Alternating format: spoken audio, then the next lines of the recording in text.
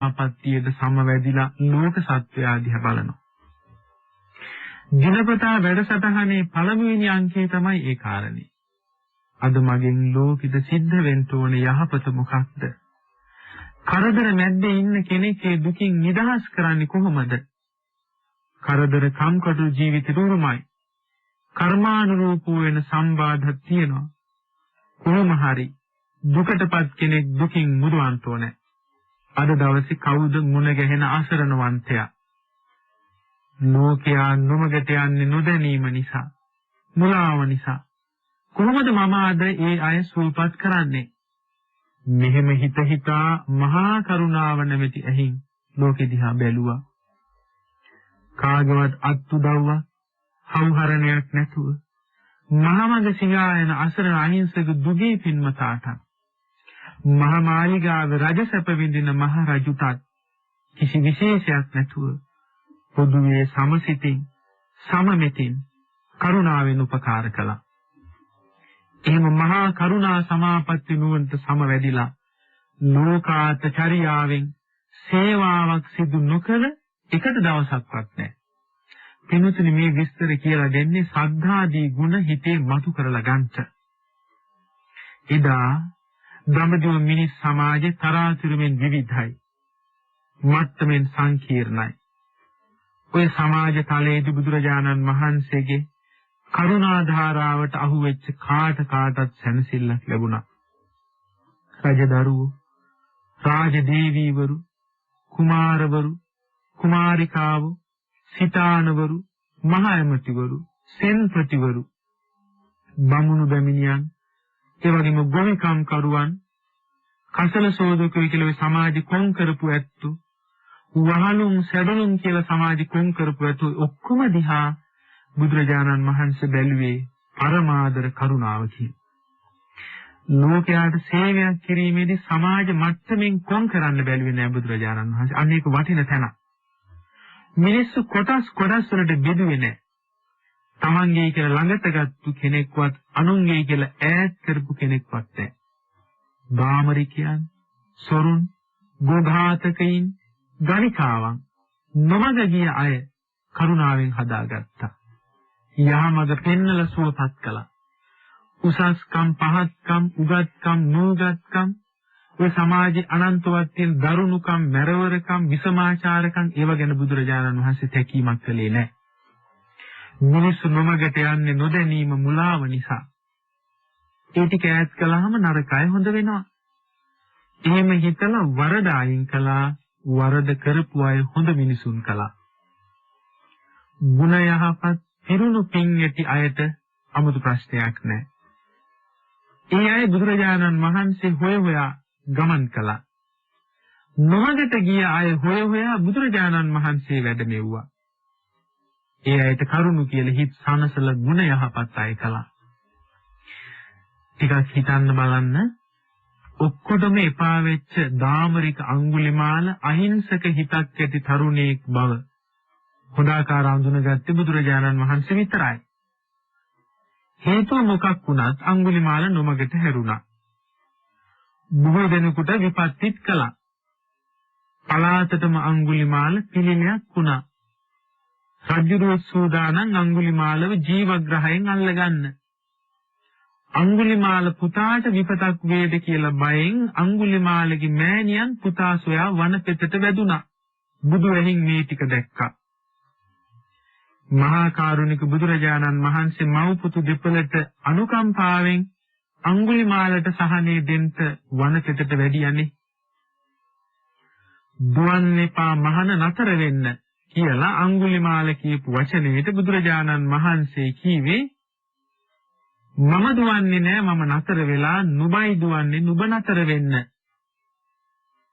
අනන්ත කාලයක් මුළුල්ලේ සංසාරේ පුරන ලද පාරමිතා බලයෙන් මුළු පලාතම සුවඳවත් කරමින් බුදුරජාණන් වහන්සේ වචන ස්වල්පේ ප්‍රකාශ කරනකොට අඟුලිමාල ඒ කරුණාබර වදන් වලට වසඟ වුණා. කඩුගුණේ තල විසිකලා ඇඟිලිමාලේ ගලවලා දැම්මා. ස්වාමීනි මම අහිංසකයි. මම නොමගට ගියේ ඒක ඇත්ත. ඔබ වහන්සේ මට අනුකම්පා කළානේ. මාතින් ලෝකෙට වැරදි සිද්ධ වුණා.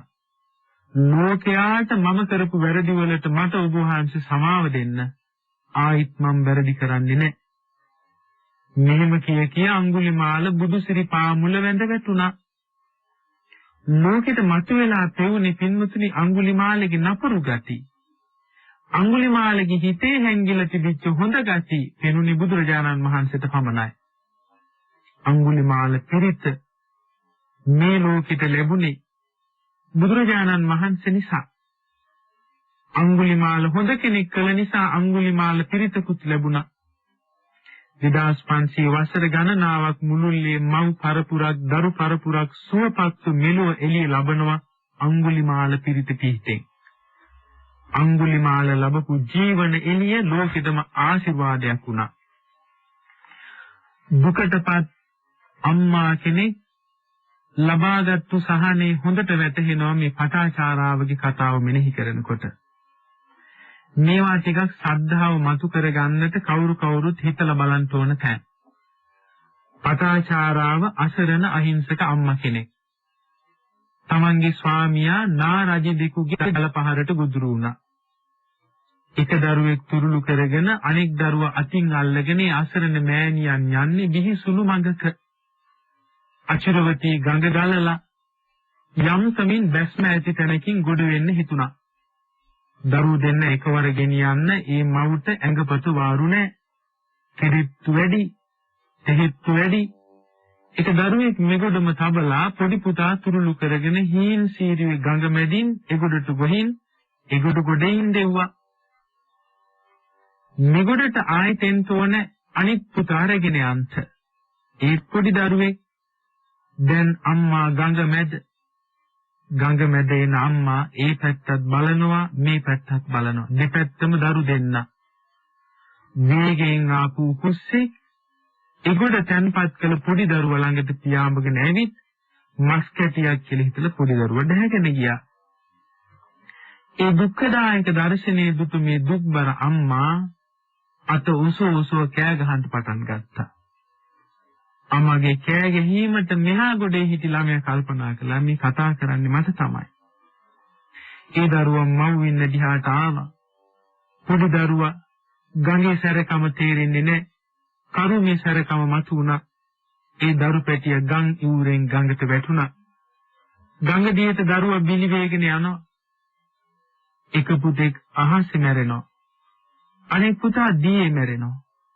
අහස ජලයත් අතරත අම්මා ලෙහියක් ගසා හඬා වැළපෙනවා. ගඟෙන් එබඩ වුණ මේ අසරණ මාතාව තමන්ගේ දෙමාපියන් එකම සහෝදරයා කොහෙද ඉන්නේ කියලා ආරංචි කළා. ඉස්සරින්ද වැහපු වැස්සට ගියේ කැඩිලා ගෙට යට වෙලා අම්මයි තාත්තයි සහෝදරයයි තුන්දෙනාම මැරිලා. දෙදොහක් ඇතුළත මරණ 6ක්.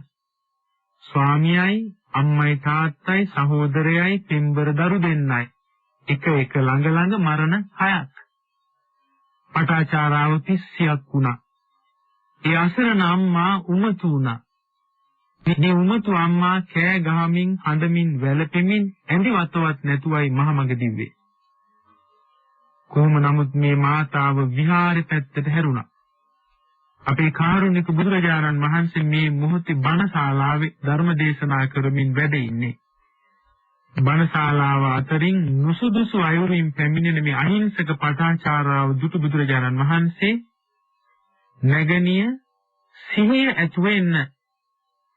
නැගණිය සිහිය ඇතුව එන්න මේ වචන ස්වල්පේ සිහිපත් කරනකොටම එතුමියට සිහිය ලැබුණා.